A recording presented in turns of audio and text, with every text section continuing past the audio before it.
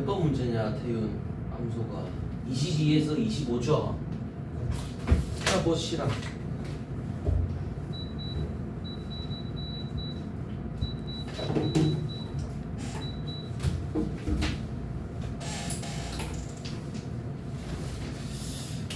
자, 22에서 25 암소라는 현대 소설인데,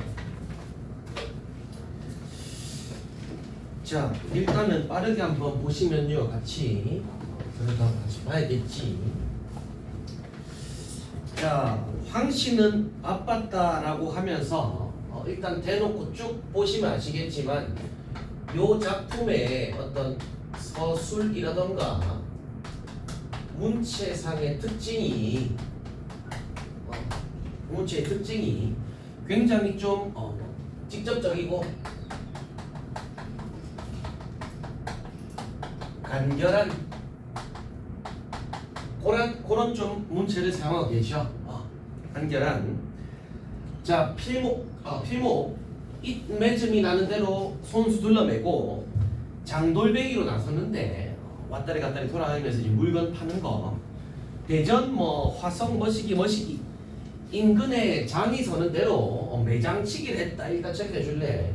처음에는 매장치기를 왔다리 갔다리 매장 다니면서 장돌배기. 그 무렵 한철은 그럭저럭 나가고도 남은 돈이 있게 되기도 했다. 요까지. 그 무렵에는 즉 뭐라는 것. 과거에는 황씨가 풍족하지 못하더라도 그럭저럭 살만했음. 벌이가 나름 그래도 조금은 괜찮았음을 과거에는 3월달에 본 거라서 기억이 안 나니까 다시 한번 떠올려봐요. 자, 그 다음에 그 조시로만 나갔더라면 조시가 보니까 무엇이 처음으로 시작된 즉 요런 흐름이었다면 뭐라고? 자, 시방은 흰목 젖혀 감에 살아붙을 텐데 그 방정맞은 요거 체크해 볼래? 까시미룡 캐시미어 같은 거 새로운 섬유 조직 같은 거 말하는데요. 방정맞은 까시미룡 하면서 근데 그 전에 뭐뭐할 텐디라고 하며 황씨가 방언도 사용하고 있죠. 그럼 승주 당연히 이 방언 사용을 통해 얻을 수 있는 효과는 뭐겠니? 향토적인 토속적인 느낌을 조금 더 가미할 수가 있겠죠.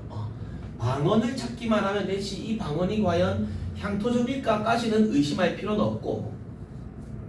자, 그러면 이 방정맞은 까시미룡이라는 거 보니까 이 까시미룡 이런 거에 대한 부정적인 인식 되겠지. 보시면 뒤에 나오지만 미리 말씀드리면 지금 요때 합성 새로 나온 신기술 합성 섬유용 까시미룡 같은 거 뒤에는 뭐라고 나와 있니? 카시미론인데 원래는 요것 때문에 누구? 황씨의 사업이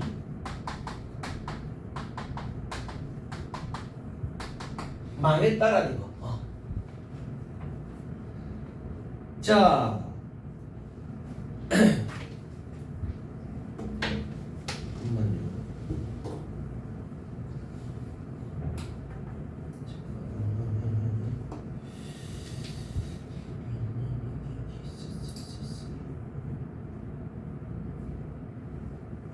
볼게. 자, 방금 한 소리지만 소창직 직조 공장은 잘 되어 나갔다. 소창직 직조 공장이 점을 보니까 뭐라 돼 있니? 무명실로 만든 면직물이지. 이 소창직 직조 공장이 옛날 공장이라면 새롭게 등장하는 이 가시미론 합성 섬유 공장이 새롭게 등장하는 나름의 유행을 타게 되는.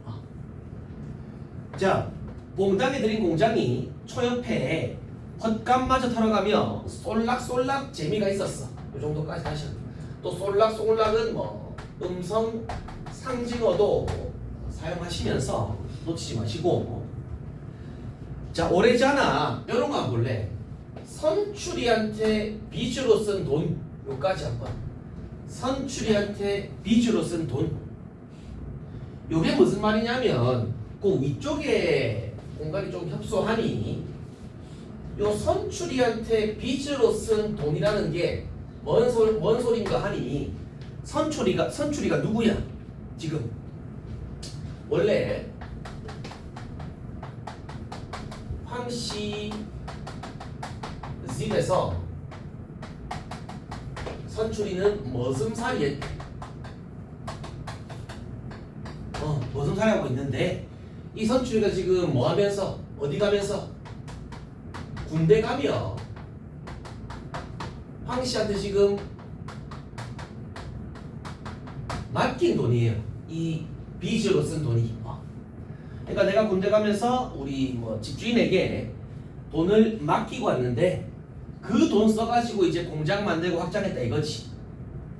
쓴 돈 이자부터 본전까지 깨끗이 닦을 수 있으리라 싶은 판세로 되던 거였습니다. 나름 지금 민준 사업이 괜찮죠. 잘 되고 있어. 자, 무슨 요거 소창직 직조 공장이 나름 괜찮게 잘 되고 있는 중이야. 자, 근데 그리 돼가는 판에다가 대고 누가 그 사업이 기울어지리라고 생각이나 해봤겠느냐 말이다. 그럼 말이다. 해봤겠느냐 말이다. 의문형도 써가면서 즉 이 황씨의 사업이 딱히 확 망할 낌새는 없었어. 가만히 앉아 있는데 인근 읍내 공업단지라는 것이 생기단더란 소문이 있고요. 측량을 끝냈다더라니 벌써 체크해봐요. 탱크같이 생긴 것들이 뇌를 메워가고 있었다. 뇌를 메워가고 있었다. 이 탱크가 진짜 탱크가 아니라 그 당시에 뭐 새로 생기는 공업단지, 어떤 공업단지 뭐 가시미론 만드는 공장 말하겠지. 즉 공업단지의 거대함이라던가 원래 있던 사람들을 위협하는 어떤 위압감, 이런 것들이 뭐 탱크라고 비유하고 있는 거야. 탱크라고. 즉 이런 탱크 같은 것들, 새로 생긴 공업단지의 위압감은 여기 추가로 할게. 밑에 추가로 뭐겠니? 뭐와 전통적인 농촌 풍경과는, 농촌 상황과는 거리감이 있겠지. 풍경과는 굉장히 좀 그 당시에 이질적이라 이거야. 어울리지 않는다고. 근데 그런 것들이 막 농촌에도 들어서고 있는 중, 그런 당시 시대 상황. 그러고 좀 올릴게요. 세세하게 한번 봅시다. 자, 공장이 두어 채 서고 이어 사람이 달린다는 기별이 잇따랐습니다. 사람 모집한다는 거. 자, 직공으로 부리던 15명의 계집애들이 들고 일어났다. 이 말아. 직공으로 부리던 계집애들이 들고 일어났다. 지금 황씨 밑에 일하던 여공들이 들고 일어났다는 것은 뭔가 지금 요 당시에 스물스물 농촌의 변화 분위기를 암시하는 구조라고 볼 수 있겠죠. 자, 공임을 임금을 배로 늘려주던가 새로 선 공장으로 그냥 가게 계약을 그냥 놓아주던가 하라는 것인데, 자, 임금을 배로 인상해 가며까지 버틸 만한 사업은 아니야. 황씨 사업이. 또 노임을 배로 올려도, 여기 체크해 줄래? 노임 배로 올려도, 자, 어디 있니? 직공들은 장래성 희망 따위가 전혀 없다며 무슨 핑계로든 빠져나갈 눈치를 보이고 있대. 빠져나가서 어디로? 새로 생기는 공장단지로, 공업단지로. 즉 이런 것들은 또 그 당시에 뭐를 알려주겠노? 농촌 그 당시 사회의 불안정성,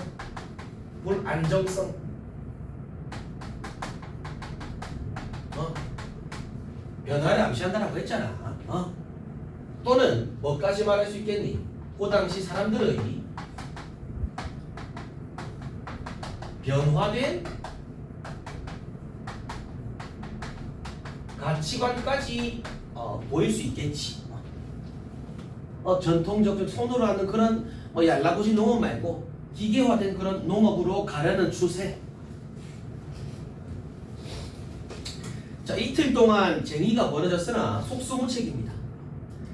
자, 그 계집애들 입에서 그만두겠다는 말이 나왔을 때 이미 들어갈 자리를 미리 말해놓고 있어. 이미 새로 생긴 제과 공장과 전기 기구 조립 공장은 첫 달인 그부터가 황신의 소창직 공장의 2달치와 거의 맞먹고 있다. 이런 것들이 일치불일치. 월급이 2배 차이 난대 거의. 그럼 당연히 그쪽으로 가야죠.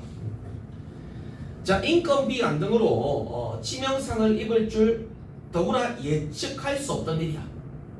직공들이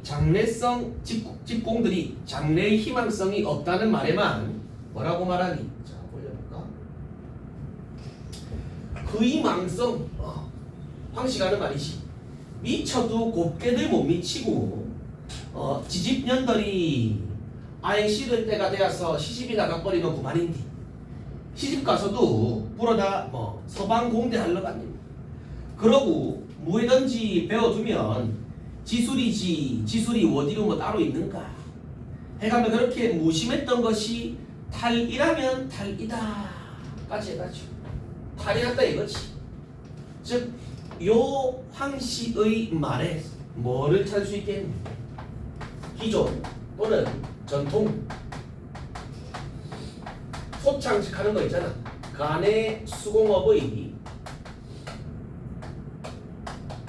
몰락을 암시하죠. 몰락. 근데 대형 지금까지 보니까 우리의 황씨는 이런 시대 변화에 유연하게 대처하는 것 같니? 안 하는 것 같지? 고집 부리고 있어. 그냥 계속 이런 시집이나 가고 기술이 다 똑같이 하면서 전 근대적인 사고방식 보이고 있다 이 말이야. 자, 그런데 그런 치명적 상처가 아물기도 전에 직공들이 지랄하기도 전에 또 황씨로서는 생각해봐. 황씨로서는 뜻하지 않은 팔매, 우리 돌팔매, 돌 던지는 거라 말하죠. 또 한 번 나라와 그의 뒤통수를 갈겨버렸다. 뒤통수를 갈겨버렸다. 즉 뭐라는 거니? 이 팔매라는 걸로 예상치 못한 갑작스러운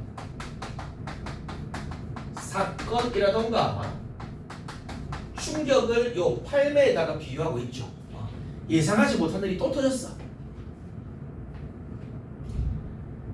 자, 결정타였음. 막탄 할린 거죠 지금. 막탄 할린 건데 그건 자기네가 앉아서 손으로 일하고 있던 사이에, 즉 봐봐라, 그건 손으로 일하고 있는 게 바로 전통적 기존의 간의 수공업 말하겠지. 손으로 쪼물딱 하는 거. 세상은 기계를 만들며 일하고 있는 걸 모른 채 한 결과다. 아야, 요게 바로 황씨 사업 몰락의 제대로 된 원인 되겠지. 원인. 즉 뭐라고 한번 풀어보고, 시대 변화 흐름에, 시대 변화에 둔감했다라던가 아예 몰랐음, 무지했다 이거지. 시대 변화에.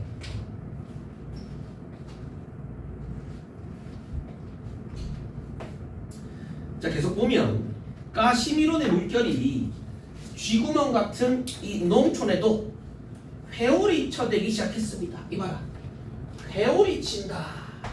굳이 이런 비유, 진짜로 민준 회오리가 치는 거겠니? 아니겠지. 뭐를 말하는 거야? 이 회오리란 가시미론 같은 새로운 유행의 물결을 또 비유하는 거 아니겠나? 자, 무엇이든 새로운 물건이 나왔을 때 그 물자의 효용에 현혹되는 촌사람들의 안목이 무섭다. 그거 봐봐. 그 효용에 현혹되는 촌사람들의 안목이란 이미 지금 황씨는 억지 부리고 있지만 이미 가시미론이라는 새로운 물건에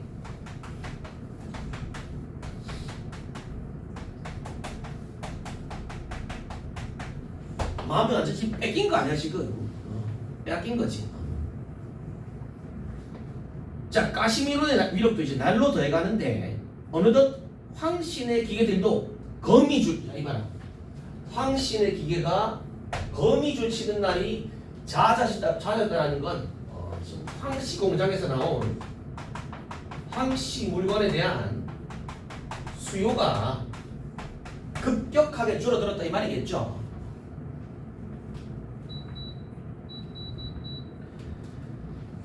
자, 젖먹이 어린애의 기저감으로 바뀐 쓰임새가 없는 백소창이나 소창직, 한 장 토막에 두 서너 필 내는 정도의 어처구니없는 사태로 전락해버린. 자, 황씨는 문을 닫지 않으려고 발버둥 쳤지만 좆됐습니다. 이미 시대는 변했어. 자, 그 다음 말 볼까? 자, 뭐라고? 조금 늦었던겨. 다 시절 돌아가는 걸 보아감에 눈치로 해야 하는 것을 해봐라. 눈치로 해야 하는 것을. 황씨의 말인데, 그럼 태연진 황씨가 일찌감치 깨달은 거야, 뒤늦은 깨달음인 거야? 황씨의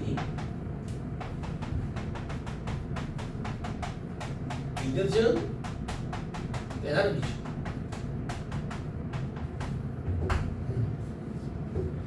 황씨는 비로소 유행이란 것에 관심 갖게 된 것인데 크게 미친 것도 없고 번 것도 없이, 그러나 들인 시설비는 한 푼도 못 건진 채 세상 물정 얻었음이나 한탄하며 문을 닫게 되었다. 황씨 좆댐 돈까지 빌려가지고 했는데 황씨의 폐업 되겠지. 선주의 돈까지 빌려가지고. 자, 중약 보자. 소창 직조 사업을 실패하게 된 황씨는 암소를 키워. 이봐요, 체크해. 암소를 키워 선출이 빚을 갚기로 한다. 암소를 키웠어. 여기 바로 암소가 뭐야? 암소가 여기 있죠. 빚을 갚는다. 요게 당장에 암소를 키우게 된 이유 되겠죠. 암소 키운 이유.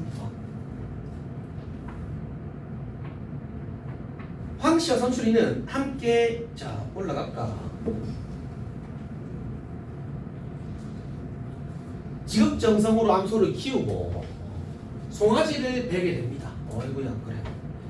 황씨 집에서 모든 일이 잘 되기를 바라는 고사가 있던 날, 황씨 아내 고라떼기 무심코 술통을 놓아두었어.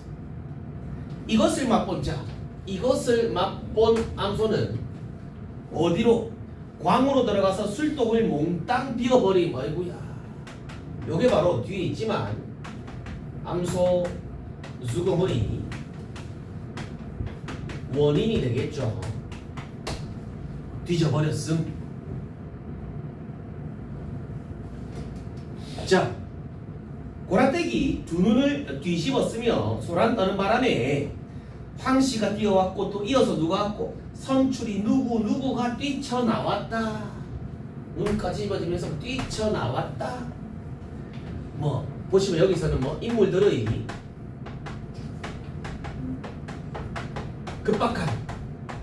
긴박한 움직임을 보여주고 있잖아. 누구도 뛰어나오고 근데 움직임을 어떻게 해? 굉장히 좀 빠른 속도로 쭉 나열하고 계시죠. 자, 외양간이 비어져 있는 걸 발견한 것도 양순이었다. 그리고 체크해봐. 양순이 말. 얼라? 엄마 소 어디 갔다? 소? 지금 요 말을 양순이가 했는데 여기서 뭐 양순이 어린아이거든요.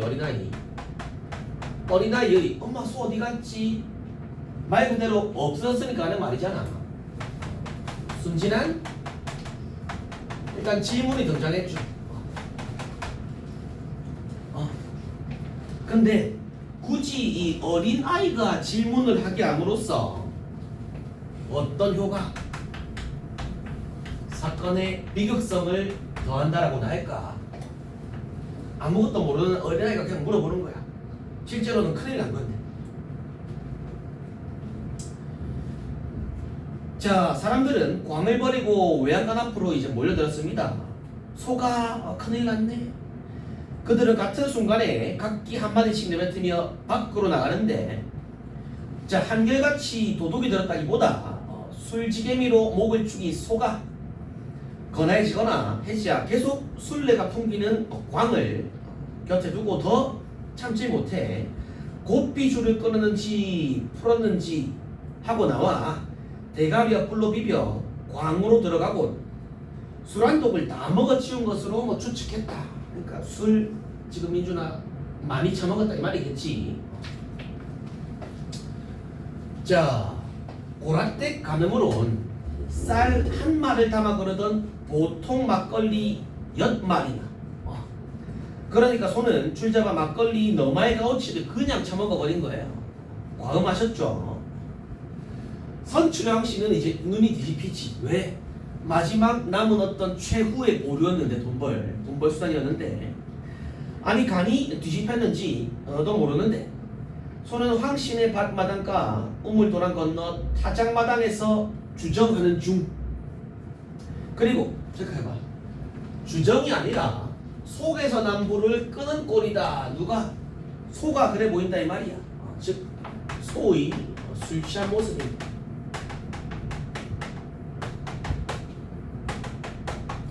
그런 꼴로 지금 막 있는 거예요. 소가 펄펄 뛰다 나뒹굴고 비칠거려 일어났다가 대가리 쳐박고 엉덩이 춤이 한창인가 하면 무릎을 꿇다 모로 나자빠지며 버둥대곤 했다.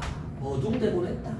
즉 뭐라는 거니? 소의 술 취한 몸짓을 생생하게 또는 생동감 있게 묘사하고 있는데 왔다리 갔다리 하고 있습니다. 사람들은 그저 장승이 달리 없었습니다. 선출이 양씨가 뛰어들어가지고 곱비를 잡으려 했을 때 사람들은 이제 붙잡고 늘어서 왜 위험하니까 씌어 죽을 수도 있으니까. 얼마나 그랬나? 소가 탈진해버리자 얼마나 그랬나부터 뭐니?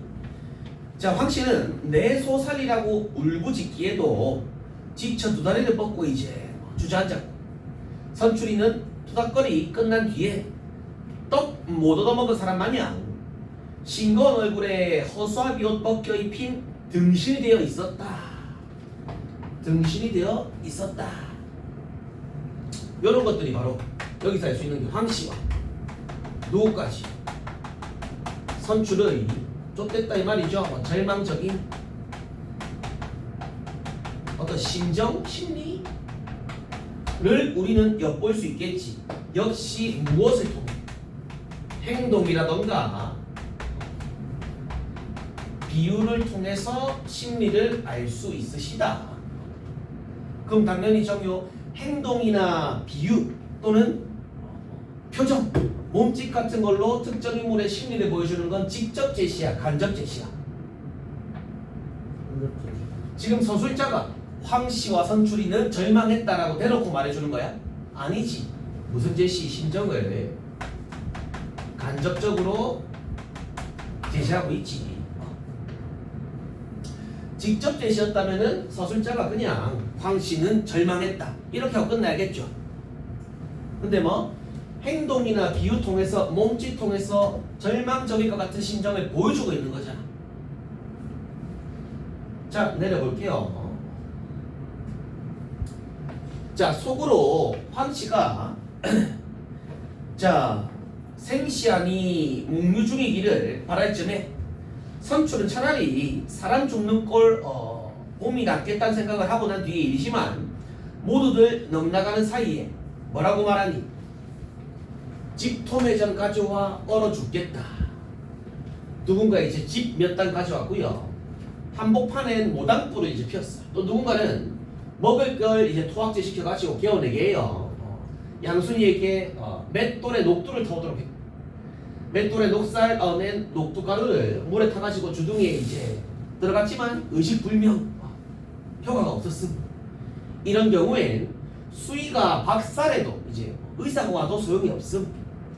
소로만 자실 무렵 소는 잠들어 버리는데 요까지 수의가 박살해도 소용이 없다. 즉 뭐 지금 마을 사람들 소를 살리기 위한 선출이 황심하고 마을 사람들의 노력이지 살려보겠다고. 근데 잠이 들어버렸어. 깊은 잠이었다. 자, 아주 실신한 게라고 사람들은 말했는데 날씨는 섣달 날씨였고 얼어 달아나는 바람은 삼경을 넘었는데 소가 어른인 마당 한가운데선 불티만 하늘로 높이 치솟고 나는데 자, 말미에 그리고 거기서 그만이었습니다. 이런 노력이 아무런 보람이 없어.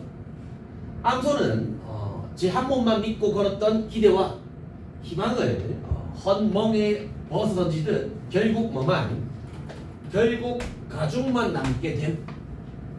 결국 뭐 소의 죽음을 요래 표현하고 있는 거지. 소가 뒤져버림. 자, 뭐라 말하니 배신을 해도 유만부동이다. 체크해봐. 이 괘씸한 놈아, 괘씸한 놈. 황씨가 이제 말하는 건데 소에게 괘씸하다, 즉 직접적인 감정을 울분을 토해내고 있는 거지, 표출하고 있는 거지. 뭐 원망도 있겠. 이놈아 이 괘씸하다. 네가 어떤 놈인데. 자, 황씨가 소에게 달려들어 덜미를 꼬집어 뜯으며 혀를 깨무는 뒤에서 고라떼를 어서나리 세워 소배를 가르고 태중 새끼를 꺼내면 남편 몸보신이나 시키는 생각과 함께 자, 모닥불의 집단을 더 얹었습니다. 그리고 밤이 깊어가며 마을 사람들은 모두 속으로 죽은 고기는 반값이니 몇 근 사두면 곰국내 먹겠다라고 치부하면서 또 겉으로는 자, 이 동네 서고 소가 술에 취해가지고 죽었다는 건 듣도 보도 못한 처음이라고 탄식을 한다. 여기까지 해가지고 지금 소 살리는데 일단 실패하긴 했잖아. 실패하긴 했지. 실패하고 나서는 이 마을 사람들이 전부 다 뭐 속으로 실리를 자신들의 당장에 어떤 조금이라는 이득을 챙길 생각을 하고 있는 어떤 마을 사람들.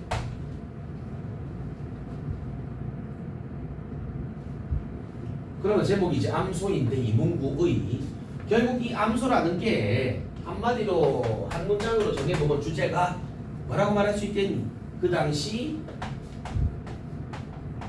농촌 사회의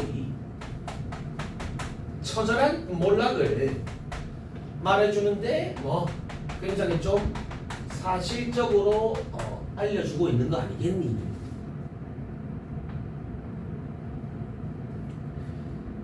자, 그러면 저기 문제 풀어오셨지. 22번에 자, 서술자가 전해 들은 사건을 객관적으로 전달한다. 딱히 뭐 주관 말해주는 것도 있잖아. 심리. 이번에 사건뿐 아니라 뭐까지 인물의 심리까지도 지금 나라는 게 나오지 않잖아. 작가는 뭐 즉 서술자는 작품 밖에서 전부 다 아는 상황에서 말해주고 있잖아. 답은 2번 되겠네. 자, 바로 옆에 24번부터 갈까? 24번에 기업은 뭐야? 직공. 이라던 니은은 마을 사람인데 가장 적절한 겁니다. 1번부터 볼까? 자, 직공은 마을 사람과 달리 자신의 이익을 저기 관철이 뭐야? 관철하기 위해 24번에 1번 보기에서 관철하기 위해 얻는 거, 즉 자신들의 주장을 끝까지 밀어붙이는 거예요. 밀어붙이는 거. 자신들의 이익을 관철하기 위해 그렇지. 의도적으로 갈등 조성하고 있다. 아까 어떤 구절이 있었니? 지금 임금을 올려준다 만다 말하기 전에 이미 자신들은 공장 직장을 마련해 놓고 나간 거 아니었냐? 그렇지. 그럼 결국 뭐 자신들의 이익 어떤 거 뭐 임금 2배 되는 거 뭐 올려달라던가 그런 거 있잖아요. 뭐 희망성, 장래성 말하면서 답은 1번 되시겠지. 지금 오케이? 저 몇 번 했니? 1번. 하나 볼까? 2번. 마을 사람들은 직공과 달리 경제적인 목적으로 협력하는 모습. 야, 마을 사람들이 협력하긴 해. 막 소 도와주잖아. 살리려고. 근데 소 살리려고 할 때 경제적인 목적이라는 게 알 수 있니 없니? 살리기는 살리려고 했어. 근데 죽고 나니까 어떤 실리 생각하는 것일 뿐이지. 요런 목적으로라고 하는 게 좀 애매하지. 자, 그 다음에 23번에 일치불이치래요. 23, 25를 볼 텐데 윗글 읽고 알 수 있는 내용 적절하지 않은 거. 뭘 쓸고 1번부터 볼까? 황 씨는 소창직 사업이 어려워지자 매장치기를 했대. 저는 왜 틀렸니 1번이? 그래, 매장치기 하고 소창직 요 선후 관계를 좀 봐야겠지. 물론 일치냐 불일치냐 단순 유형이야. 자, 그럼 바로 보자. 25번에 자 보시면 황씨 사업 실패 중약 이후에 암소 뒤집. 설상가상이죠 지금. 적절하지 않은 거. 1번부터 볼까? A는 사회 변화, 뭐 쉽게 말해서 일종의 산업화 그런 거 말하겠지. 가심이론 새로운 섬유 공장 들어오는 거. B는 개인의 실수. 개인 사실 누가 실수한 거야? 그 무슨 댁이었니? 아무튼 그 와이프가 술독을 열어놓은 거 아니야. 곰댁이었나? 아무튼 뭐. 자, A는 사건에 대한 중심 회한이 뭐야?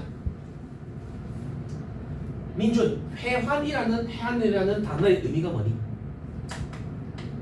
후회와 한탄이야. 어디 썼노? 그 뒤늦은 깨달음 말하는 부분이 있었잖아요. 아, 씨발 내가 좀만 더 빠르게 유연하게 대처할 걸 이미 늦어버렸네. B는 사건에 대한 원망 어디 있었게? 괘씸한 놈 있잖아 거기에. 3번의 A는 장기적으로 일어난, 그렇지 나름 그래도 쭉 한 편의 스토리가 있는. B는 단기적으로 그 하룻밤새 소가 술 처먹고 뒤질 거 아니야. 4번은 A는 문제 상황에 대한 중심인물의 끊어주고, B는 문제 해결하려는 주변 인물의 중심인물 누구? 황씨였고, B에서는 뒤지고 나서 조금이라도 처리해보려는 주변 인물 누구? 마을 사람들. 물론 못 살렸지만 답은 5번인데 왜냐하면 A는 그 세태, 즉 세상 돌아가는 분위기 행태에 대한 중심인물의 관심을, B는 공동체에 대한 중심인물의 반감. 황씨나 아니면 이 이름 뭐야? 철순이었냐? 누구도 밀려댔지? 뭐였냐? 누구 이름 뭐야? 선출이. 황씨나 지금 관련 있는데 선출인데, 이 황씨가 지금 반감이니? 우리 말에 대해서 반감 나와 안 나와? 안 나오거든. 답은 5번 되겠죠. 민준아 알겠니? 자, 그 다음 비문학 하나 해볼까? 저 법지문으로 한번 가. 법지문 34에 38에 걸리는 34, 38.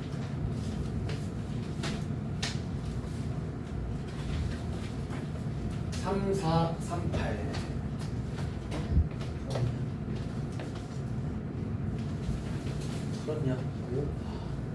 아니 그래서 저 이거 다 했어요. 고세 또한 근데 이 뭐야? 뭐? 숙제 하나만 더 했어요. 어떤 숙제? 이거 다 풀었나? 다 문학이랑 비교 했어요. 문학이랑 비교하고 그런 거 아니었어요? 응. 이거 좀 풀어야 돼요.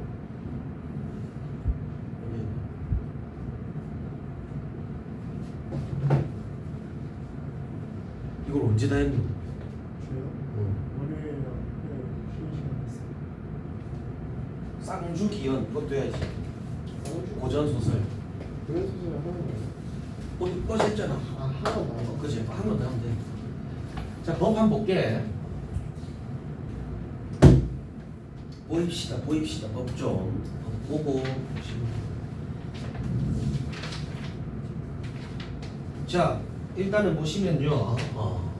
순자 보자. 기억 안 나지? 당연히 상황이 다른 거니까. 자, 법질서 안에서 관계 종류에 따라 적용해야 할 법이 달라져요. 당연한 말이죠. 민주 보면 대표적으로 형사법, 민사법 두 가지 비교하는 거야. 그냥 형사는 어떤 관계 종류라고 했으니 뭐 국가와 범죄자 간 관계. 민사는 뭐랑 뭐 개인 인정되는 법인. 결국 관계 말하고 있는 거지. 관계 종류를 다른 거 할 필요 없죠. 자, 그럼 먼저 민준아 형사법부터 보면 사회 질서 유지 및 범죄 처벌로 공익을 위해 맞잖아. 민준 국가와 범죄자 간이지. 누가? 국가가 형벌을 내리는 거야. 여기서 형벌은 생명, 자유, 명예, 재산 등에 관한 기본권을 박탈하는 것을 내용으로 합니다. 여기까지 한번 끌어주시고, 자, 민사법은 개인 간의 분쟁 해결 및 개인의 권리 보호를 목적으로 합니다. 아, 지금 형사법은 공익을 위한 것이었고, 일단 민사는 개인 권리 보호, 요게 좀 초점 맞춰져 있는 거네. 다르게 사건 당사자들, 개인 또는 개인과 개인 비스무리한 어떤 법인. 자, 평등 관계임을 전제하고 손해와 이익을 조정하여 당사자 사이에 수평적 균형 관계를 회복. 요게 그냥 요런 말 아니게 똑같은 말을 좀 말 바꾸게 한 거겠지.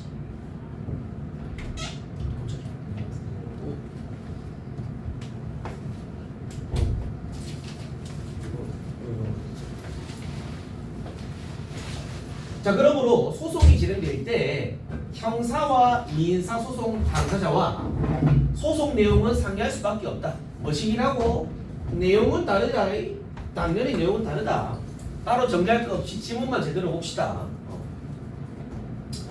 자, 그 다음 단락 민준 보면 그럼요, 민준아 2당은 두 번째 단락에서 내용이 다르다라고 했지. 끝났죠? 그럼 이제 뭐 나오겠니? 공통점 나오겠나? 뭐에 대한 거 나오겠어? 아, 어떻게 다른지 내용에 대해서 나올 거라 이 말이야. 그렇게 있는 거라고.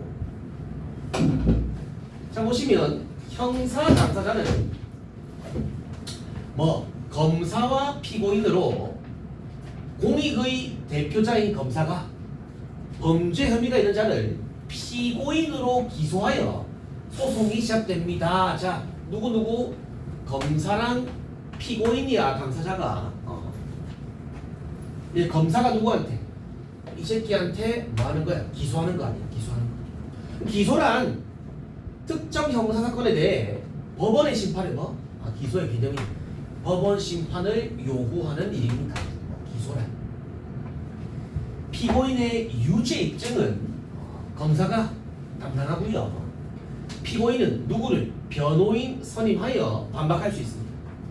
법원은 검사의 입증과 피고인의 반박을 토대로 범죄 성립 여부 및 잘못 정도를 따진 뒤에 벌을 내린다. 위에 나와있지. 국가가 벌을 내리는 거라고.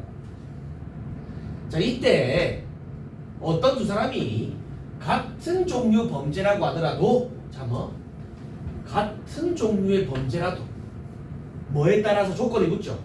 범죄 동기, 합의 여부 등 고려. 이런 것들이 바로 조건부 걷는 거 아닙니까? 이거에 따라서 형량이 결정되므로 뭐 할 수 있습니다? 최종 선고는 달라질 수 있습니다. 뭐를 조건부로 하여? 범죄 동기, 정황, 합의 여부에 따라서. and 검사가 피고인을 기소하면 소송이 시작되는 것이 원칙이다. 원칙이 있으면 뭐가 있겠니? 법지문에 항상 예외가 있다고. 근데 예외는 길다 짧다? 짧다고. 짧으니까 놓치기 쉽겠지. 봐봐. 피해자가 처벌 원치 않으면 규율하지 않기로 어정한 폭행죄, 모욕죄 등 경우에는 자 예외적으로 폭행, 모욕죄에서는 처벌 원하지 않으면은 진행되지 않을 수도 있습니다. 이런 예외 상황들은 반드시 선택지 하나로라도 나온다 이 말이야. 즉 민준 무조건 기소할 수 있다, 소송할 수 있다, 없다. 안 되는 경우도 있어. 누구에 의해서? 피해자가 원하지 않으면. 자, 그 다음에 이제 민사의 내용을 한번 볼게. 민사. 아까 정유야, 형사는 당사자가 누구와 누구야? 검사와 피고인이지. 민사는 원고 피고래요. 구분을 좀 잘해. 원고 피고야. 자, 피해자라고 주장하며 소송 제기한 게 원고고 가해자로 지목된 놈이 피고가 됩니다. 이때 각 당사자는 모두 뭐 할 수 있어요? 아, 이번에는 검사 거죠? 모두 변호인 선임할 수 있대. 민사의 당사자들은 즉 원고와 피고들은 자기에게 유리한 법규를 근거로 자신에게 책임이 없다는 사실 지에게는 잘못이 없어요. 당연하지 뭐. 만약 입증해야 하는 사실을 입증하지 못하면 법원은 해당 당사자에게 불리하게 당연하죠. 민사는 형사와 민사는 형사와 달리 두 당사자가 손해와 이익을 타협하면 당사자가 타협하면 종결된다. 당연히 형사와의 차이점 되겠지. 그럼 우리 다시 한번 복귀하면 형사는 뭐가 있어야 돼? 법 집행 형벌을 내려줘야 돼. 그래야 끝나. 근데 민사는 합의 정도, 타협 정도만 하면 바로 끝난다 이거라고. 자, 이까지 각각 이제 형사와 민사 내용을 좀 봤는데 그 다음에는 형사법과 민사법은 서로 다른 분야인 만큼 하나의 사건이더라도 한 분야에서만 또는 한 분야에서만 가능할지도 또는 모두에서 문제가 될지도 둘 다 가능하대요. 만약 갑이 을에게 갑이 다쳤다는 사건이 있다고 가정해보자. 사실 이건 뭐겠니? 예를 들어겠지. 만약은 예를 들어 하면 아싸 사례가 나온다. 무지성 가면 안 돼요. 민주는 어떻게 해야겠니? 무엇에 대한 사례인지 인지하고 들어가야 돼. 그럼 어떤 사례겠노? 모두에게도 문제가 될 수 있는 사례가 나올 거라 이거라고. 그래야 사례도 제대로 이해하고 앞에 있는 개념도 다시 한번 이해할 수 있단 말이야 제대로. 그럼 자 볼까? 이때 검사가 을을 상해죄라는 법규로 처벌해달라는 어머나 나오네. 형사도 제기할 수 있고 가비은에게 치료비 위자로 달라는 민사도 제기할 수 있다. 뭔데? 모두 같이 해당한다의 사례가 나온 거 아니야. 하지만 하나라도 똑같은 결론이 도출되지 않는데 소송마다 입증해야 하는 사실관계가 다를 수 있고 입증 정도도 뭐라고? 사실관계라던가 입증 정도가 다르기에 결과가 똑같은 건 아니다. 아까 형사도 뭐라고 했니? 범죄 동기라던가 정황에 따라서 달라질 수 있다라고 했잖아. 그 다음 형사소송은 법관으로 하여금 합리적 의심을 할 여지가 없을 정도의 지금 뭐 말하니? 입증의 정도로 끝났으니까 그 다음 단락이 뭐야? 입증 정도에 대해서 말한다 이거라고. 이어져 있단 말이야. 문단은 이어져 있단 말이야. 그걸 느껴보란 말이야. 일단 형사는 존나 강한 입증, 무조건 물증이 필요해. 즉 증거가 기소 내용이 진실하다고 확실하게는 증명력이 부족하면 피고인, 검사 말고 피고인에게 유죄의 의심은 있지만 피고인의 이익으로 판단한다. 피고인의 이익이라는 말은 즉 이 새끼 죄가 있다 없다? 없다고 해야 이익이 될 거 아니야. 이걸 뭐라 그래? 들어봤지 우리? 무죄 추정의 원칙이라고. 진짜 찔렀다라는 증거가 없으면 확실하게 단언하지 말라 이거라고. 즉 뭐 275조에서 피고인은 유죄의 판결이 확정될 때까지는 탕탕탕 치기 전까지는 무죄로 추정된다는 법규를 근거로 합니다. 따라서 형사에서는 100을 기준으로 삼아 검사의 유죄 입증 정도가 51이면 51이면 유죄가 아니라는 건 50일 정도는 어디 있노? 요 위에 있지. 강한 입증이라고 볼 수가 있다 없다? 강한 입증이라고 보지 않는다 이거라고. 50일 정도 가지고 겨우 1 차이 나잖아. 1. 그 다음 넘겨봐. 나왔다. 10사람의 범인을 놓치더라도 한 사람의 죄 없는 자를 처벌해서는 안 된다라는 법원. 멋진 법원. 자, 그래서 흉악한 범죄를 범한 혐의로 중형받은 피고인이 3급심에서 무죄를 받기도 하는데 반드시 결백을 의미하지는 않는다. 이 말은 무슨 말이야? 정도의 차이가 있다 이 말이겠지. 3급심에서 보니까 강한 것 같진 않은데 아직까지 내버려둬봐. 이렇게 볼 수 있다 이거라. 반면 민사는 무조건이 아니라 통상 보통 사람이라면 의심 품지 않을 정도의 입증. 그러니까 입증이 강하다, 강하진 않다, 강하진 않아요. 어떤 사실이 있었다는 점을 인정할 수 있는 요게 중요하네. 개연성 정도만 증명하면 돼. 입증의 정도 즉 강함이 별로 없어요. 낮아요. 뭐보다는 형사보다는.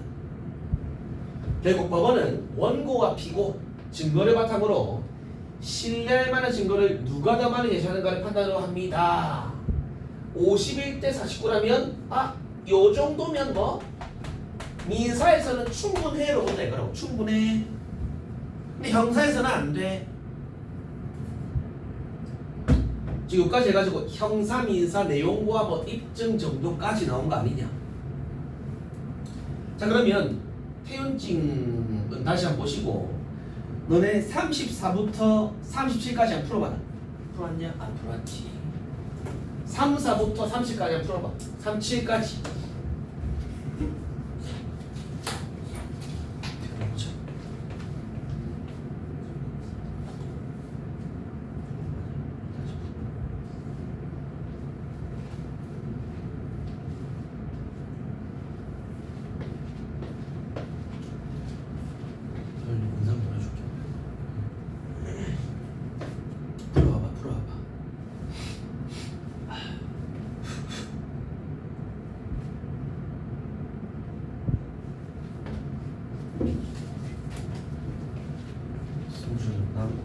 보고 가야 된다. 보고 가야 된다. 테스트.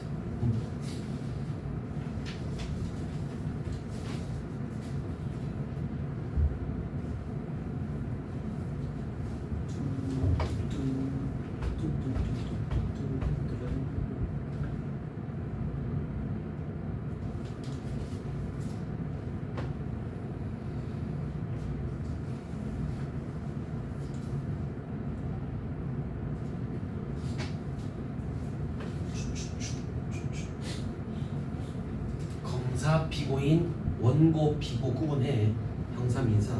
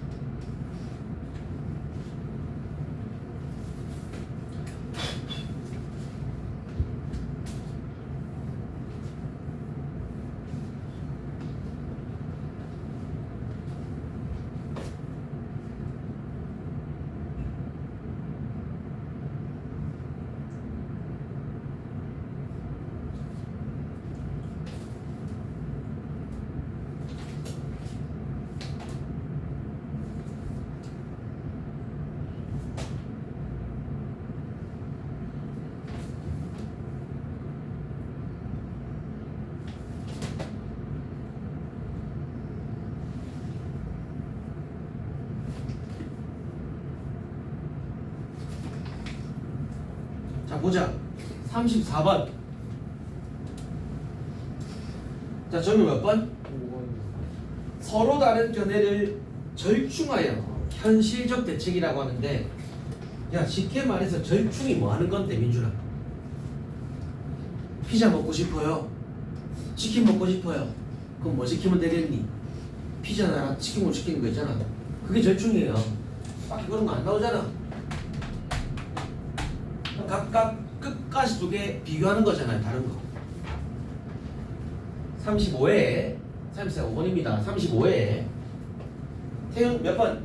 3번. 자 3번에 보면 형사소송은 검사의 기소로 맞는데 피해자가 변호인은 야 피해자야 피고인이라 해야 돼. 형사에서의 당사자는 피해자라고 나와 있니 피고라 피고인이라 나와 있니? 피고인이지. 피고인은 변호인을 통해 소송 당사자로 검사와 피고인이 형사에서의 당사자죠. 알겠냐? 36 자 민준아 기억이 뭐였죠? 앞에서 자 기억이 10사람 범인 놓치는 한이 있더라도 한 사람은 죄 없는 사람은 처벌하면 안 된다. 이게 어떤 맥락에서 나왔니? 무죄 추정 원칙 말하면서 나왔지. 그럼 최대한 예쁘게 말 바꿔놓은 거 찾으면 되잖아. 5번 봐라. 범죄 사실이 확실하게 입증되지 않았음에도 처벌을 받아 개인의 기본권 침해되는 경우를 뭐한다? 방지하자. 입증되지 않았으면 무죄 추정 원칙에 따라서 일단은 뭐로? 무죄로 보자는 거였잖아. 5번 되겠죠. 5번. 자 그 다음에 37의 점은 뭐였니? 4번이요. 자 A부터 기억부터 봐봐. 보기에 적절하지 않은 건데 민준아.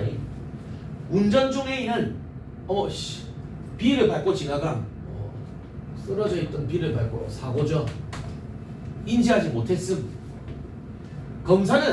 검사네 A가 주의 의무를 위반했다는 과실을 범해 B를 밟았다고 판단하여 A를 기소했습니다. A 기소. 하지만 구조가 복잡하여 도로 환경이 열악했던 점을 고려하면 뭘 고려했어? 도로 구조가 복잡한 걸 고려해가지고 주의 의무 위반으로 인해 사고 났음을 인정하기보다 어렵다. 즉 A는 무죄다. 그죠? 그럼 당연히 검사가 A를 기소했기에 A는 뭐란 말이야 돼? 피고인 당사자 되겠지.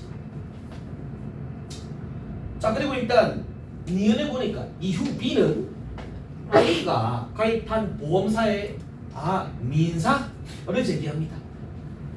A의 형사소송 판결의 증거로 제출하며 자 이 사건은 손해배상 면책사유에 해당한다. 하지만 법원은 A가 도로에 사람이 달릴 가능성을 염두에 두어 이봐라. 도로에는 마땅히 사람이 다닐 수 있다는 사실 의무가 있었고 제출한 증거로는 입증이 부족하여 보험금은 줘라 이 말이지. 그럼 요게 바로 뭐니? 입증 정도의 차이가 있다라는 말을 요렇게 나온 거 아니야. 이게 뭐였니? 지문에서는 뭐라고 나왔어? 지문에서는 통상인이라면 시부렁시부렁 나왔었잖아. 통상인이라면. 그러면 점을 4번 볼까? 4번에 기억에서 도로에 쓰러져 있던 B의 과실이 크다는 것이 피고인에게 유리하게 작용했고 피고인은 그럼 누구였니? A였잖아. A. 니은에서는 A가 도로의 보행자를 인지하지 못한 것이 원고에게. 니은에서 그럼 원고는 누군데? B야 A야. 그러면 기억 앞에서부터 봐봐. 도로에 쓰러져 있던 B의 과실이 크다. 근데 위에 법조문에 지금 판결에서 B의 과실이 크다라는 건 고려했니 고려 안 했니? 지금 기억에서 봐봐라 고려한 사항은 쓰러져 있던 놈의 과실이 크다 했니? 도로가 복잡하다 했니? 도로가 복잡하다. 그래서 A가 무죄다 했잖아요. 이 사실 가지고 지금 무죄 판결 안 한 거라고. 어떤 사실 가지고? 도로가 복잡했기에라는 고려사항 가지고 얘가 무죄가 되는 거였잖아. 답이 4번이지. 뭐 5번 하나 봐. 기억에서는 법과 및 열악한, 그렇지, 나오네 바로. 열악 도로 환경을 근거로 또는 고려하여 A 유죄에 대해 의심 품었지만 품고 뭐 무죄 판결한 거고, 민에서는 도로의 사미단의 가능성 근거로 책임을 뭐 인정했다. 민사에서는 판결이 달라졌다. 김민준 오케이? 좀에 쉬었다 진행합시다. 하율아 잠 깨라.